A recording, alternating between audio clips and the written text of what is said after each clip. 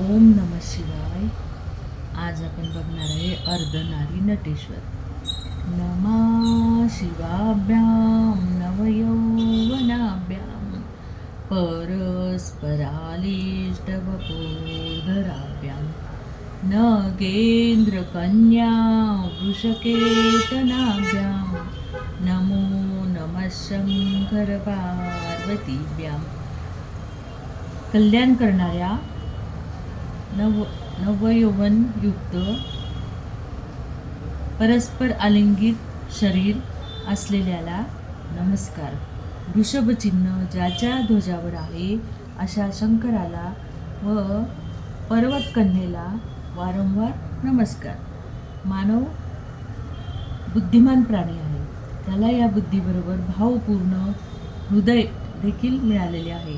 त्यामुळे सृष्टी केवळ एक अपघात असेल असे सहजतेने तो म्हणू शकत नाही.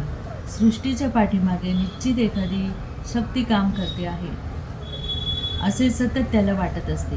या सृष्टी चालकाचे स्वरूप तसेच स्वतःचे त्याच्यासाठी असलेले संबंध ह्याच्याबद्दल तो हजारो वर्षापासून विचार करीत आलेला आहे.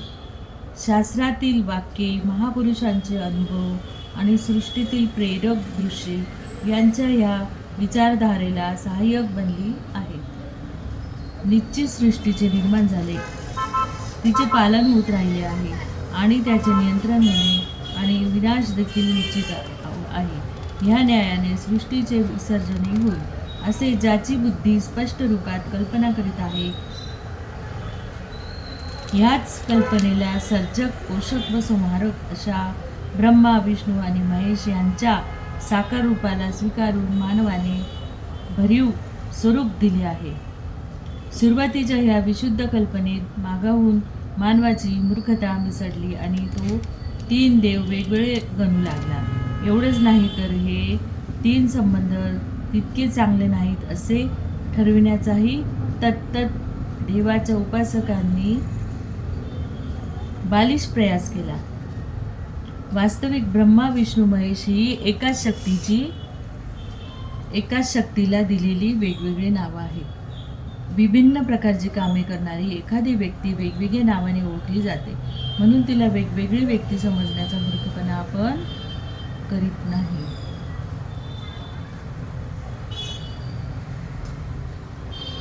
एकाच चिरंतन शक्तीची शास्त्रकारांनी जेव्हा पुरुष रूपात तर केव्हा स्त्री रूपात कल्पना केलेली आहे. खरोखर ही शक्ती पुरुष नाही किंवा स्त्री नाही. या शक्तीच्या पौरुष व कर्तृत्वाची कल्पना करून आपल्या ऋषींनी तिला पुरुष ठरविले आहे, तर तिच्यात असलेले प्रेम, कारुण्य पाहून शास्त्रकारांनी तिची स्त्री रूपातही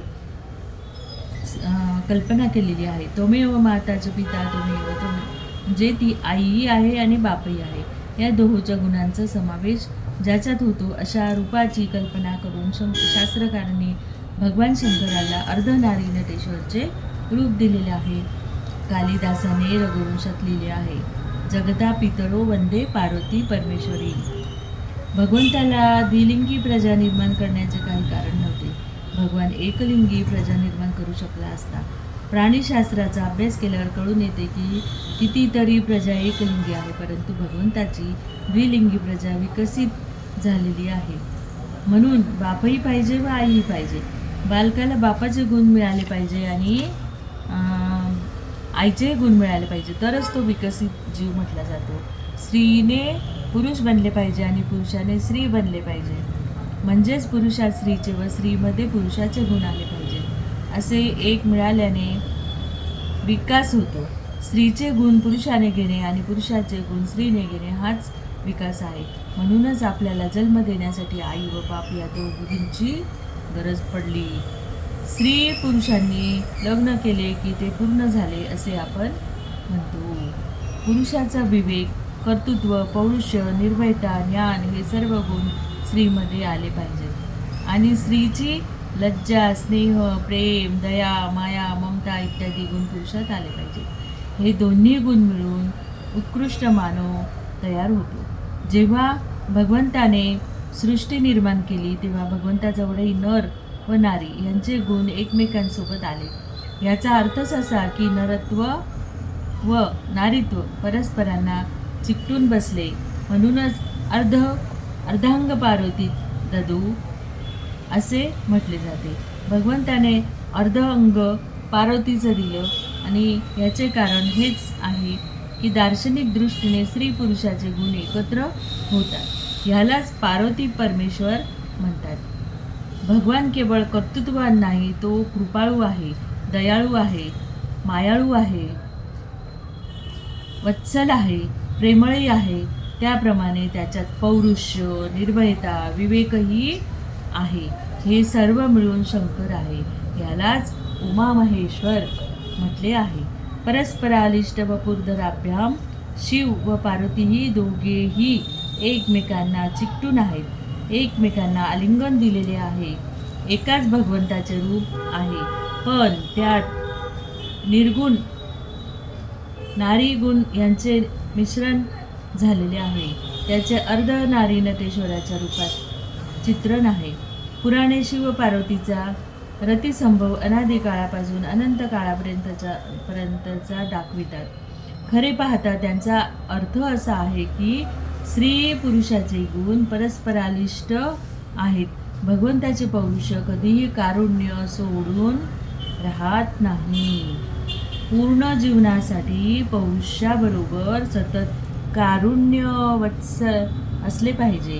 कर्तृत्वासोबत वात्सल्यता असली पाहिजे.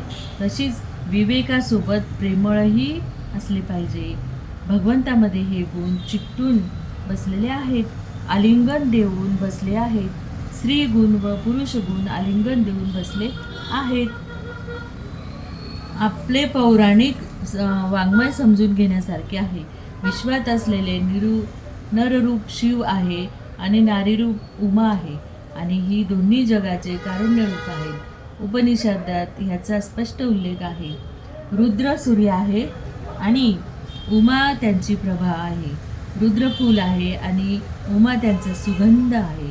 रुद्र यज्ञ आहे आणि उमा त्याची वेदी आहे. वास्तविक सृष्टीच्या मुळात दोन तत्वे आहेत, प्रकृती व पुरुष, असे सांख्यदर्शनाने स्पष्ट मत आहे.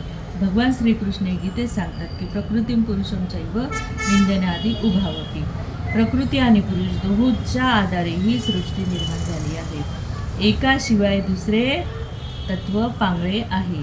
स्त्री पुरुषांच्या गुणाचे अद्वैताच्या परिणामामुळे पुरुषाच्या अंतःकरणात जेव्हा स्त्री भावनांचे उदादीकरण होते तेव्हा तो करुणामय, प्रेमळ, वात्सल्यमय बनतो. कवी व कलाकार बनतो, संवेदनाक्षम बनतो. त्याप्रमाणे स्त्रीचे पण आहे.